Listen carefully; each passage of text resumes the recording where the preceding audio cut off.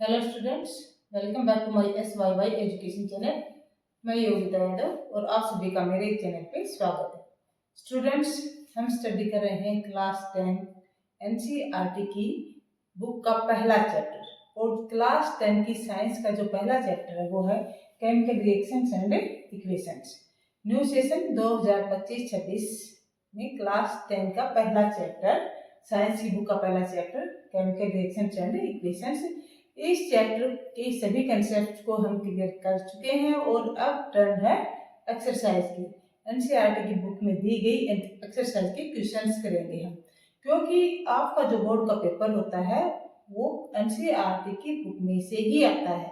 NCERT की book में जो एक्टिविटीज दी गई हैं, टेक्स्ट क्वेश्चंस दिए गए हैं, जो एक्सरसाइज में जो क्वेश्चंस दिए हैं, उन्हीं क्वेश्चंस में से आपका बोर्ड का जो पेपर है वो आता है। तो इसलिए आप ध्यान से वीडियो को देखें, जो कंसेप्ट यहाँ समझाया जाता है उसको अच्छे से समझें और अच्छे से समझकर लर्न करें। सभी क्वेश्चंस को अच्छे से समझकर लर्न करेंगे तो आपको लॉन्ग टर्म तक ये मेमोरी बनी रहेगी। और वीडियो के साथ साथ जब आप वीडियो को देखते हैं तो आप अपने नोट्स बनाते जाएं। हम कोशिश करेंगे कि आपको साइंस के नोट्स की PDF भी प्रोवाइड करवाएंगे। जब आपके एग्जाम का आप रिवीजन करेंगे उस समय उससे पहले हम आपको साइंस के नोट्स से प्रोवाइड करवाएंगे। ये हमारी पूरी कोशिश रहेगी। तो आज हम करेंगे एक्सरसाइज का क्वेश्चन नंबर 5।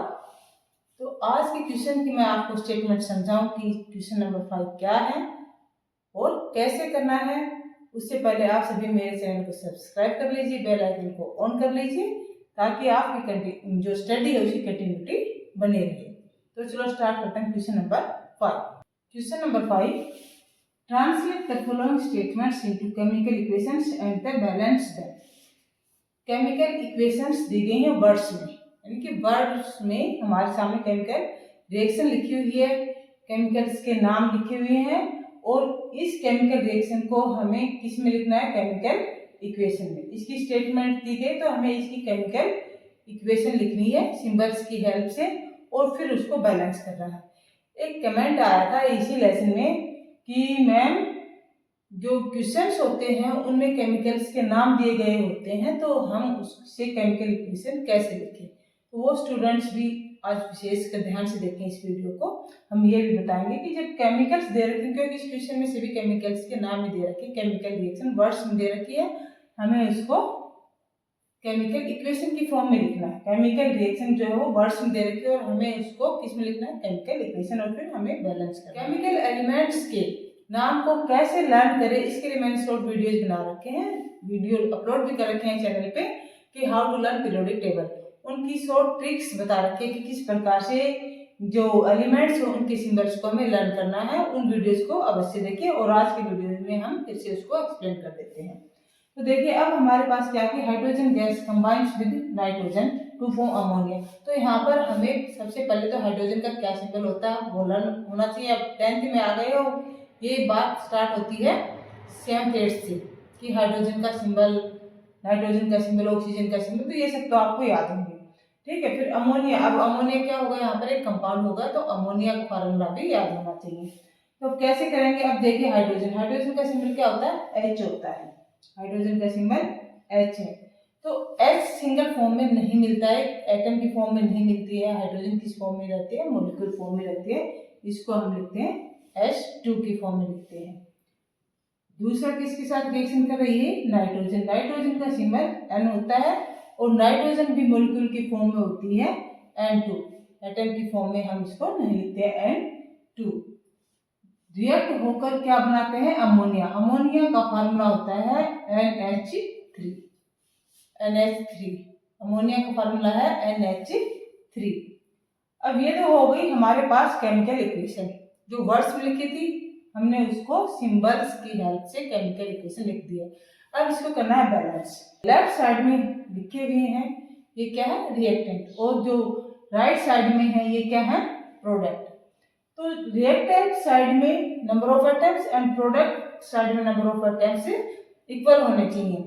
तो यहाँ पर एक और बात मैंने क्या बताई थी कि जब केमिकल इक्वेशन को हम बैलेंस करते हैं तो हमें दोनों तरफ ये देखना है कि कौन सा कंपाउंड है जिसमें नंबर ऑफ एलिमेंट्स सबसे ज़्यादा है, और फिर देखना है कि उसमें नंबर ऑफ एटम्स किस एलिमेंट के ज़्यादा है, उससे सबसे पहले हमें बैलेंस करना स्टार्ट करना है। तो यहाँ पर हमारे पास इधर तो हाइड्रोजन और नाइट्रोजन अलग अलग हैं दोनों, और यहाँ पर हमारे पास है अमोनिया NH3। इस कंपाउंड में 2 एलिमेंट्स हैं, नाइट्रोजन और हाइड्रोजन।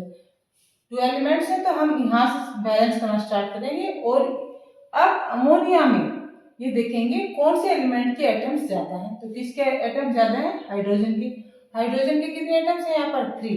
तो सबसे पहले हम इस इक्वेशन में कोशिश करेंगे किसको बैलेंस करने की? हाइड्रोजन को बैलेंस करेंगे। तो यहाँ देखिए हाइड्रोजन 3 है, इधर कितना है? 2 है, यहाँ 2 है, तो यहाँ कितना है? 3। तो 2 से नेक्स्ट नंबर 3 होगा, लेकिन जो भी नंबर हम यहाँ आगे लिखेंगे वो इसके साथ क्या होगा? मल्टीप्लाई होगा। जो कोफिशिएंट आगे लिखा जाता है मल्टीप्लाई होगा। 1 लिखेंगे तो क्या होगा? ये 2 ही रहेगा, बैलेंस नहीं हुआ। और 2 लिखेंगे तो क्या हो जाएगा? 4। और यहाँ पर कितना है? 3। तो 3 को 4 तो नहीं कर सकते, तो हम क्या देखेंगे? 2 और 3 का मल्टीपल देखेंगे। 2 एंड 3 का मल्टीपल क्या है? 6 आता है। ठीक है, तो 2 एंड 3 का मल्टीपल 6। तो 2 की टेबल में कब आएगा ये 6, और 3 की टेबल में कब आता है? ये देखना, की टेबल में कितने पे आता है? 2 पे आता है। और 2 की टेबल में 6 कितने पर आता है? 3 पे। तो यहाँ हम क्या लिख देंगे? 3 लिखेंगे, तो ये कितना होगा? 3 2 6, और यहाँ लिखेंगे 2, तो ये होगा 3 2 6, यानी कि हाइड्रोजन हमारी क्या हो गई है? बैलेंस हो गई है। अब दूसरा एलिमेंट हमारे पास क्या है? यहाँ पर नाइट्रोजन है। नाइट्रोजन के कितने एटम्स है? यहाँ पर 2 हैं। और यहाँ पर अब हमने यहाँ पर इसका जब कोफिशिएंट 2 लिख दिया है, तो नाइट्रोजन के कितने एटम्स हो गए? यहाँ पर 2 हो गए हैं। अब ये जो इक्वेशन है हमारी, ये एक बैलेंस इक्वेशन है। हाइड्रोजन के एटम 6, इधर भी 6, नाइट्रोजन के 2, यहाँ भी 2 है। तो इक्वेशन को कैसे बैलेंस करना है, किस प्रकार से लिखना है, इस इक्वेशन से आप इसमें जो आ गया होगा। अब हम नेक्स्ट लेते हैं इस क्वेश्चन का पार्ट नेक्स्ट है कि hydrogen sulphide gas burns in air to give water and sulphur dioxide and water. तो हाइड्रोजन सल्फाइड का फार्मूला H2S, आपको फार्मूला याद होना चाहिए। H2S प्लस किसके साथ बर्न हो रही है? एयर में किसके साथ बर्न हो रही है? ऑक्सीजन। और क्या प्रोडक्ट बना हमारे पास? Water and sulphur dioxide.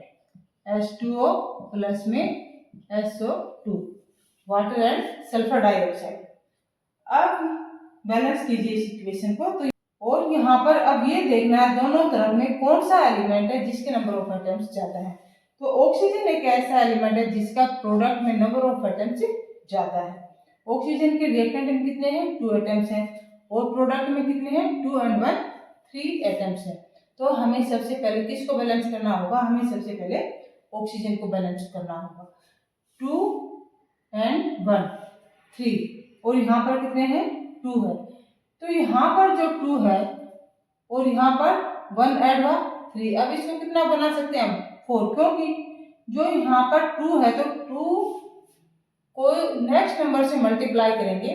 1 से तो ये 2 ही रहेगा, उससे नेक्स्ट 2 से करेंगे ये मल्टीप्लाई, तो कितना हो जाएगा? ये नंबर यहाँ पर 2 2 4 होगा। तो यहाँ पर 2 एटम्स हैं, हमें इसमें 2 और ऐड करने हैं। तो उसके लिए हम क्या करेंगे? यहाँ पर इस ऑक्सीजन को 2 करने के लिए 2 कोफिशिएंट लगाएंगे यहाँ पर। तो अब यहाँ पर ऑक्सीजन के एटम कितने हो गए? 2, और ये भी कितने हैं? 2। तो ये कितने हो गए? 4। दोनों तरफ 4 हो गए, ऑक्सीजन हमारी बैलेंस हो गई। अब नेक्स्ट जो है वो क्या? किसके एटम बढ़ गए हैं? अब ये भी देखना है। जब 2 कोफिशिएंट आ गया तो हाइड्रोजन के एटम यहाँ पर बढ़ गए। हाइड्रोजन प्रोडक्ट में कितना हो गया है?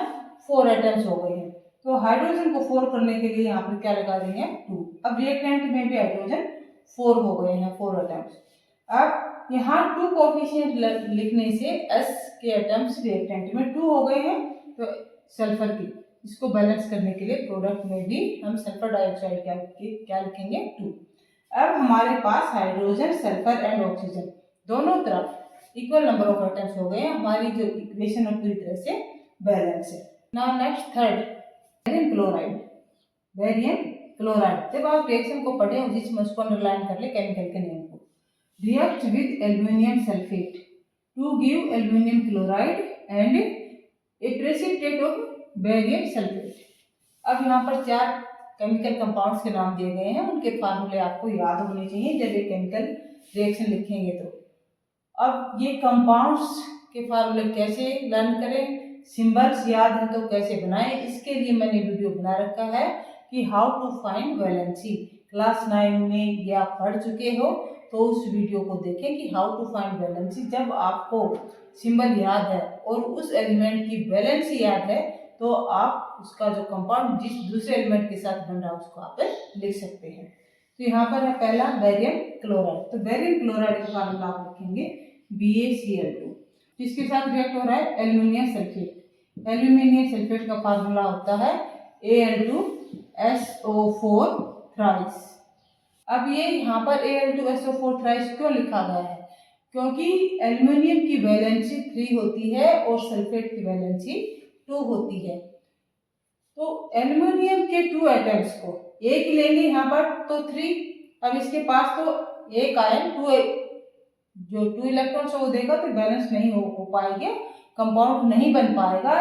एल्यूमिनियम के यहाँ पर 2 एटम्स होंगे तो कितने इलेक्ट्रॉन्स हो जाएंगे, दोनों एटम्स की 3 यानी कि 6 इलेक्ट्रॉन्स एल्यूमिनियम को चाहिए इसके साथ कंपाउंड बनाने के लिए। और एक जो सल्फेट का आयन है वो कितने देगा, 2 इलेक्ट्रॉन्स देगा। तो जब 3 आयन्स लेंगे तो कितने हो जाएंगे, 6। अब एल्यूमिनियम को कितने चाहिए, 6 ही चाहिए, इसलिए यहाँ पर एल्यूमिनियम के 2 एटम्स हैं और सल्फेट के यहाँ पर 3 आयन्स हैं। तो समझ में आ गया कि Al2SO4 क्यों लिखा गया है, ये फार्मूला Al2SO4 क्यों होता है। अब रिएक्शन करके जो प्रोडक्ट बना है वो क्या है, एल्यूमिनियम क्लोराइड। एल्यूमिनियम क्लोराइड का फार्मूला होता है AlCl3। अब AlCl3 क्यों होता है ये तो आपकी समझ में आ गया होगा, क्योंकि इसको 3 इलेक्ट्रॉन चाहिए और क्लोरीन के 3 एटम इसको 3 इलेक्ट्रॉन्स देंगे, इसलिए यहाँ पर क्लोरीन के एटम्स का नंबर 3 आया है। यहाँ पर बेरियम को 2 इलेक्ट्रॉन्स चाहिए थे, इसलिए यहाँ पर इसके एटम्स का नंबर 2 आया है। दूसरा क्या प्रोडक्ट बन रहा है, barium sulphate. Barium sulphate BaSO4। अब आप कहोगे कि यहाँ पर 3 थे, यहाँ पर SO4 सल्फेट का 1 ही आयन आया है, क्योंकि बेरियम की वैलेंसी कितनी है, 2 पॉजिटिव, और सल्फेट आयन की वैलेंसी कितनी है, 2 नेगेटिव, यानी कि उसके पास 2 इलेक्ट्रॉन्स। नेगेटिव का मतलब क्या है, उसके पास 2 इलेक्ट्रॉन्स है आउटरमोस्ट सेल में देने के लिए, और बेरियम को अपना आउटरमोस्ट सेल कंप्लीट करने के लिए 2 इलेक्ट्रॉन्स चाहिए, इसलिए यहाँ पर सल्फेट का एक आयन आया है। अब इसको हम करेंगे बैलेंस। तो सबसे पहले जो मैंने बता रखा है, सबसे पहले बिगेस्ट कंपाउंड कौन सा है उसे देखेंगे, कौन सा कंपाउंड है जिसमें नंबर ऑफ एटम सबसे ज्यादा है, तो वो क्या है, Al2SO4 थ्राइस यानी एल्यूमिनियम सल्फेट। ये क्या है, एल्यूमिनियम सल्फेट है। एल्यूमिनियम सल्फेट में 3 आयन्स हैं सल्फेट आयन के, और इधर प्रोडक्ट में केवल एक ही आयन है। तो सबसे पहले हम इसको बैलेंस कर देते हैं। इसको बैलेंस करने के लिए बेरियम के आगे हमें क्या कोफिशिएंट लगाना पड़ेगा, 3। अब बेरियम के आगे यानी कि इस कंपाउंड बेरियम सल्फेट के सामने हमने 3 लिख दिया, इसका मतलब क्या हुआ, अब सल्फेट के कितने आयन्स हो गए, यहाँ पर 3 हो गए हैं, प्रोडक्ट में भी सल्फेट आयन्स बैलेंस हो गए हैं। लेकिन बेरियम यहाँ पर कितने एटम हो गए, 3, और इधर कितना 1, तो अब उसको बैलेंस करने के लिए यहाँ पे 3 लिखेंगे, तो बेरियम भी बैलेंस हो गया है। अब बेरियम बैलेंस होगा, लेकिन यहाँ पर 3 लिखने से क्लोराइड आयंस का नंबर इंक्रीज होगा, 3 2 जा 6, क्लोराइड आयंस हो गए हैं 6, और यहाँ पर कितने हैं 3। तो इस 3 को 6 करने के लिए किससे मल्टीप्लाई करेंगे, 2 से, 3 2 जा 6, तो यहाँ पर क्या लिखेंगे 2, इसके सामने कोफिशिएंट 2 लिखेंगे।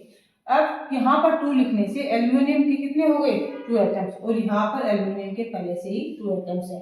तो अब ये इक्वेशन पूरी तरह से बैलेंस हो गए हैं, प्रोडक्ट एंड रिएक्टेंट दोनों में नंबर ऑफ एटम्स है वो इक्वल हो गए हैं।